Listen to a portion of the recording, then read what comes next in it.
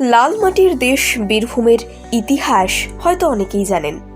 প্রাচীনকালে এই অঞ্চলে নাকি দুর্ধর্ষ ডাকাতদের আখড়া ছিল। স্বদেশীদেরও গোপন আস্তানা ছিল বীরভূম। নামের সঙ্গেই জড়িয়ে আছে বীর শব্দটি। ঘন জঙ্গলে ঘেরা বীরভূম ছিল তন্ত্র সাধনার ভূমি। বহু তন্ত্র সাধক এখানে সিদ্ধি লাভ করেন। বীরভূমকে ঘিরে রয়েছে 5টি সতীপীঠ। তাই এই লালমাটির বুকে গড়ে উঠেছে শক্তির আরাধনা। বিশ্বাসীরা মনে করেন এই ভূমির প্রতিটি ধূলিকণায় রয়েছে মায়ের আশীর্বাদ। বীরভূমের পথে যাওয়ার সময় অনেকেই হয়তো আহমেদপুর স্টেশন পার করেছেন। স্টেশনের ধারে এখন হয়তো আর আগের মতো ঘন জঙ্গল নেই, কিন্তু সেখানে আজও অধিষ্ঠিত রয়েছেন মা মগ্নেশ্বরী।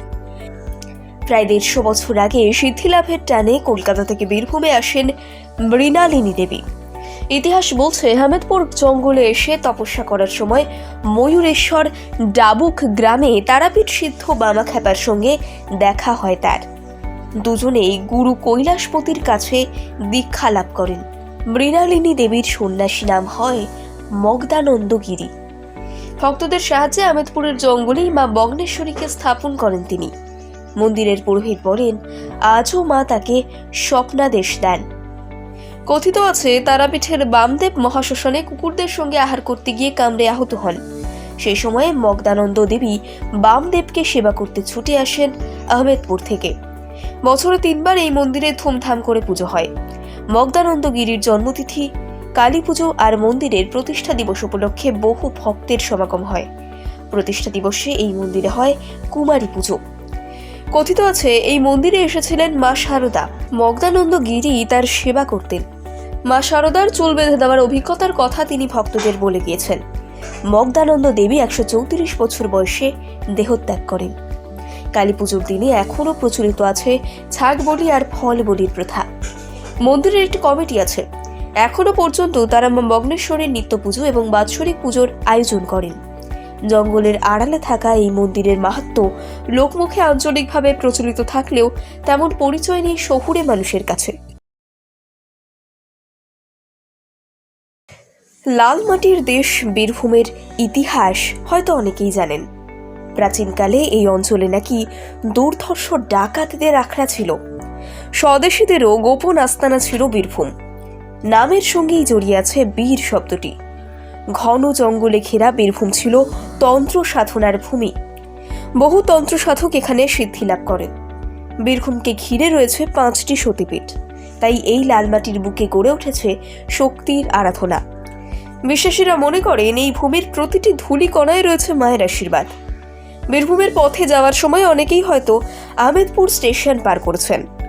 স্টেশনের ধারে এখন হয়তো আর আগের মতো ঘন জঙ্গল নেই, কিন্তু সেখানে আজও অধিষ্ঠিত রয়েছেন মা মগ্নেশ্বরী। প্রায় 150 বছর আগে সিদ্ধিলাভের টানে কলকাতা থেকে বীরভূমে আসেন মৃণালিনী দেবী। ইতিহাস বলছে আহমেদপুর জঙ্গলে এসে তপস্যা করার সময় ময়ূরেশ্বর ডাবুক গ্রামে তারাপীঠ সিদ্ধ বামা খ্যাপার সঙ্গে দেখা হয় তার। দুজনেই গুরু কৈলাসপতির কাছে দীক্ষা লাভ করেন। মৃণালিনী দেবীর সন্ন্যাসী নাম হয় মগদানন্দ গিরি। ভক্তদের সাহায্যে আহমেদপুরের জঙ্গলেই মা মগ্নেশ্বরীকে স্থাপন করেন তিনি। মন্দিরের পুরোহিত বলেন, আজও মা তাকে স্বপ্নাদেশ দেন। কথিত আছে তারাপীঠের বামদেব মহাশ্মশানে কুকুরদের সঙ্গে আহার করতে গিয়ে কামড়ে আহত হন। সেই সময়ে মগদানন্দ দেবী বামদেবকে সেবা করতে ছুটে আসেন আহমেদপুর থেকে।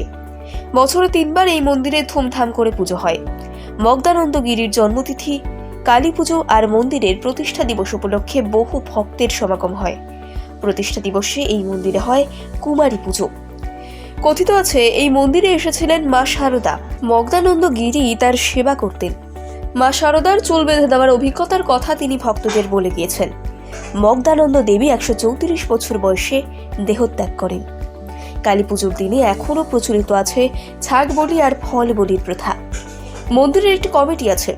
এখনো পর্যন্ত তারা মা মগ্নেশ্বরীর নিত্য পুজো এবং বাৎসরিক পুজোর আয়োজন করেন। জঙ্গলের আড়ালে থাকা এই মন্দিরের মাহাত্ম্য লোকমুখে আঞ্চলিকভাবে প্রচলিত থাকলেও তেমন পরিচয় নেই শহুরে মানুষের কাছে।